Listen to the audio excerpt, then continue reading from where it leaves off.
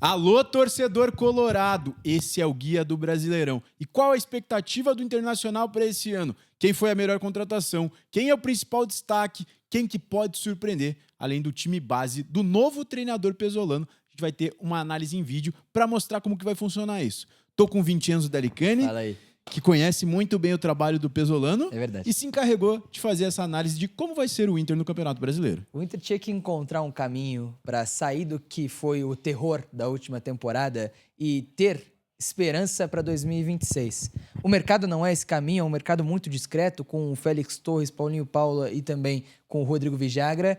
Mas o caminho com o Paulo Pesolano, é claro que o torcedor pode estar descrente, é claro que é difícil de pensar num Inter que vai evoluir tanto assim de um ano para o outro, mas eu pelo menos avalio que é um caminho com um potencial muito interessante para ser explorado e combina com as peças que ele tem no elenco nesse momento, é isso que a gente vai mostrar. É um caminho positivo, apesar da crise política, apesar da crise financeira, apesar de um mercado discreto, acho que o Inter tem um potencial de fazer um ano melhor do que o ano passado, pelo trabalho do Paulo Pesolano, que tem que encaixar. Se não encaixar, vai ser um ano de sofrimento para o torcedor de novo. E eu queria pedir para o torcedor do Colorado, antes da gente começar esse vídeo, essa análise, pedir aquele apoio, curtir, compartilhar, divulgar com os amigos, se inscrever no canal. A gente tem algumas formas de apoio ao projeto, seja plano de membros, seja Pix, seja Hypar, para a gente continuar crescendo e trazendo muito conteúdo do Inter por aqui. A gente sempre traz muito vídeo, então fica ligado que sempre tem coisa nova do Colorado por aqui.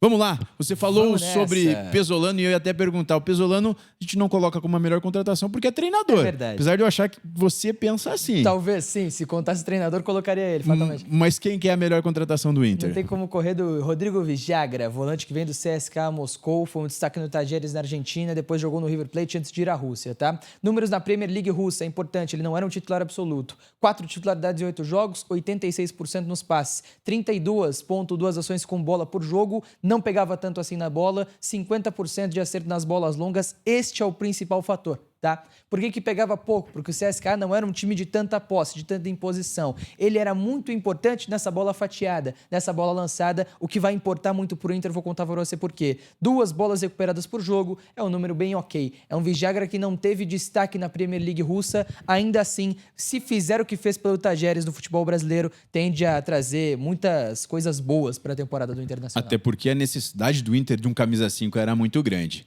Dito isso, eu também concordo com você, não melhor contratação. Correr, né? E quem que é o destaque do Internacional também não tem como correr. Apesar do Alan Patrick ter sido criticado, questionado na última temporada, se falou em preguiça, em jogador sonolento, tudo isso eu discordo, tá?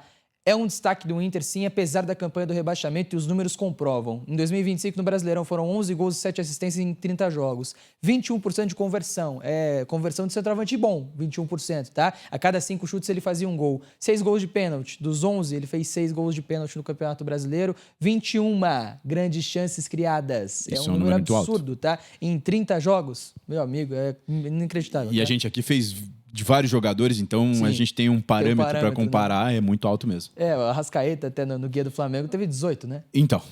Pois é, no Campeonato Brasileiro. E sim, foi o melhor jogador da competição, tá?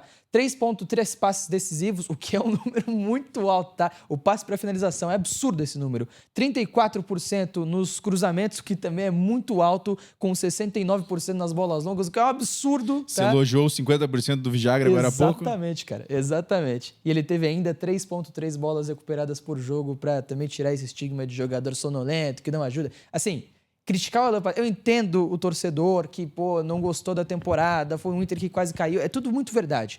Mas tem que entender quem tem que merecer essa crítica. O Alan Patrick não é um dos caras que merece. Assim, jogou muita bola no ano passado, apesar da fase péssima do Inter. Eu até entendo que baixou um pouco a produção por conta da fase do Inter, mas é de maneira geral, claro, né? Exato. Destaque eu já sabia, mas quem que pode surpreender nessa equipe do Inter? Bruno Gomes, jogando como lateral direito, foi sondado pelo mercado, o Atlético Paranaense, o Palmeiras sentaram para conversar com o Inter e não levaram porque o Inter valoriza o jogador. Vai jogar de lateral, até queria jogar de volante, segundo a informação lá dos amigos da imprensa gaúcha. Ainda assim, tende a jogar de lateral na temporada porque o Pesolano está usando ele como um zagueiro direito na construção. Como constrói com 3 zagueiros, exato, talvez o Bruno por conta da qualidade do passe, inclusive, exatamente, né? Números em 25 no Brasileiro. Lembrando que ele ficou boa parte do ano machucado. Importantíssimo isso, tá? E aí, de novo, mais uma temporada em que ele tem lesão séria, né? A minha expectativa é por isso também.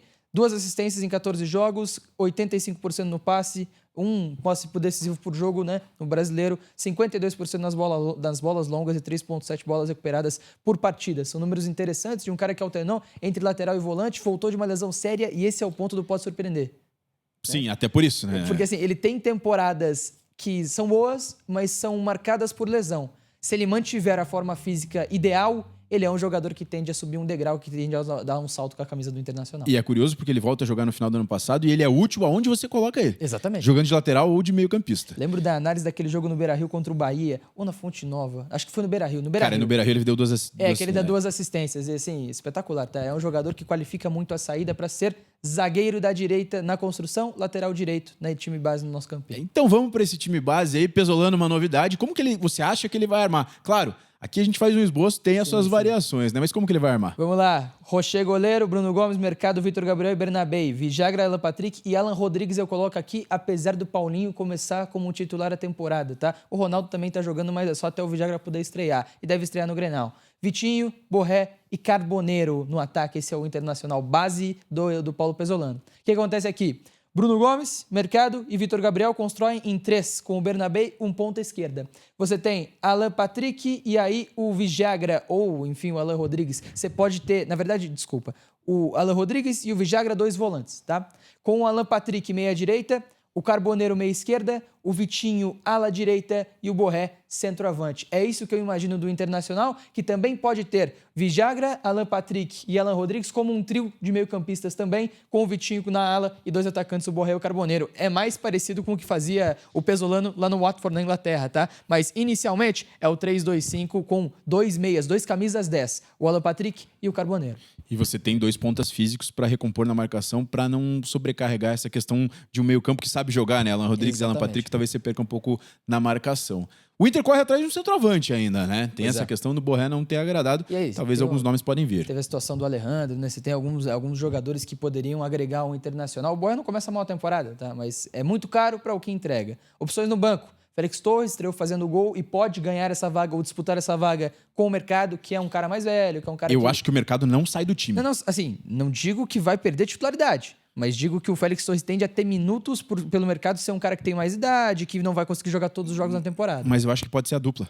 Eu acho que pode ser... O Mercado joga pelos dois lados da zaga, né? O Mercado joga pelos dois lados. O Mercado pelo lado esquerdo e o Félix Torres. Até porque você não tem confiança nos zagueiros da esquerda. Sim. O próprio Vitor Gabriel e Juninho terminam um ano embaixo. E até o Pesolano, em jogos mais complicados, pode ter 3 zagueiros de ofício para ter o Bruno Gomes como volante ou quem sabe como ala. E até para deixar mais confortável o mercado de líbero. Exatamente. Com o Brian Aguirre para ser essa opção do lateral direito ala, tá? Para o que o Vitinho tá jogando, mas num jogo em que você precisa talvez de um lateral, você pode ter a opção do Aguirre, com o Paulinho Paulo que começa até de uma maneira interessante a temporada, não fez maus jogos pelo Inter nesse começo de ano, e é um jogador que, se tiver a forma física, tem bola para ser um jogador a disputar a vaga de titularidade no Inter. Perfeito. Vamos lá. Aqui você só colocou um nome, inclusive, nas novas contratações até porque tiveram poucas. Exatamente. Um Inter que mantém praticamente a base do ano passado. O que você acha que vai acontecer no Campeonato Brasileiro? Olha, o Inter briga na parte de baixo da tabela. Tá? Eu não consigo chegar aqui e projetar algo a mais para o Internacional no Campeonato Brasileiro. Zona do Agrião. Não é briga contra o rebaixamento. A gente não coloca assim aqui no guia do Brasileirão da OWTV. Zona do Agrião, a zona à frente da zona do rebaixamento, mas também não exatamente na briga pela Copa Libertadores da América. E assim, acho que se for um ano de Zona do Agrião, mais tranquilo, o torcedor também vai estar dando graças a Deus do Internacional, susto que passou dada a situação do ano passado, né? Mas vamos lá, vamos para a parte boa, Vintinhos. Parte da análise em vídeo. Como que o Inter já estreou nas mãos do Pesolano? Interessante demais, tá? A estrutura que eu falei, 3 zagueiros, 2 volantes, aqui o Ronaldo e o Paulinho Paula e 5 jogadores mais à frente. Vou até dar uma voltada, tá? Para não perder, para sinalizar o que tem no lado ofensivo do Inter, né? Vamos lá. Você vai ver o Vitinho fora do frame aqui nesse momento. Agora saiu. Enfim, vou mostrar, tá? Vitinho fora do frame, Alan Patrick, Borré, Carboneiro, bem aberto o Bernabé, tá? E o Pesolano gosta muito desse sistema posicional. Gosta muito de avançar assim, com o terceiro homem. Isso aqui me surpreendeu. Aproximação entre jogadores de meio, tá? Jogadores que conseguem ajudar quando se aproximam e conseguem tabelar. O Vitinho é lançado. Gerou o contra um, também é um dos traços do trabalho do Pesolano. Ele não vai conseguir avançar nessa jogada e vai retornar. Se liga, a devolução, você tem a formação de um trio com o Paulinho, o Vitinho e o Bruno Gomes como um zagueiro da direita nesse momento. E aí aqui de novo a gente vai ver a estrutura do Internacional muito bem montada, tá? Você tem o Paulinho, você tem por dentro o Ronaldo, e aí agora sim dá pra ver. Vitinho, Alan Patrick meia direita, Borré, Carboneiro meia esquerda e aí, logicamente, aberto pelo lado esquerdo, o Bernabei. Essa jogada é interessante, vai resultar numa finalização do Bernabei, porque não adianta só ter a estrutura. E olha o Bruno Gomes de zagueiro da direita. E demora até a finalização do Bernabei, né? Vai Exatamente. rodando e tentando achar o espaço. Não adianta ter estrutura só quando você tem esse cenário. Compara os dois laterais, olha o Bruno Gomes na base da jogada e o Bernabei como um atacante. Exatamente. Tá bem desenhadinho aqui, tá? 3 zagueiros, 2 volantes, linha de 5. Mas nesse cenário em que o adversário tá muito baixo, não adianta só ter estrutura, tem que ter combinação, tem que ter aproximação, tem que acelerar a troca de passes. E o Inter já mostrou isso. Olha os 4 jogadores para 3 no meio-campo, a vantagem numérica que gerou a situação do gol nesse momento. A bola vai ser enfiada mais à frente, você tem a devolução, não deu certo. O Borré desceu buscar a jogada, agora ele vai ultrapassar, vai atacar as costas da zaga. Todo mundo se movimentando, ninguém parado. E olha o espaço que abriu o Borré.